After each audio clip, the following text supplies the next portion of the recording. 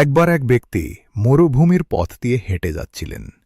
প্রখর রোদ আর গরমে তার ভীষণ পিপাসা পেল। তিনি একটি কুয়া খুঁজে পেলেন এবং বহু কষ্টে নিচে নেমে পানি পান করে নিজের তৃষ্ণা মেটালেন। যখন তিনি কুয়া থেকে উপরে উঠে এলেন, দেখলেন একটি কুকুর পিপাসায় কাতর হয়ে ধুলো চাটছে। তার জিহ্বা বেরিয়ে আছে। লোকটি মনে মনে ভাবলেন, আহা, আমার যেমন পিপাসা লেগেছিল, এই বোবা প্রাণীটিরও নিশ্চয়ই তেমনই জান বেরিয়ে যাচ্ছে। কিন্তু তার কাছে পানি তোলার কোনো পাত্র ছিল না। তিনি আবার কুয়ার গভীরে নামলেন। নিজের পায়ের চামড়ার মোজা খুলে তাতে পানি ভরলেন। তারপর সেই মোজাটি দাঁত দিয়ে কামড়ে ধরে উপরে উঠে এলেন এবং কুকুরটিকে পেট ভরে পানি পান করালেন।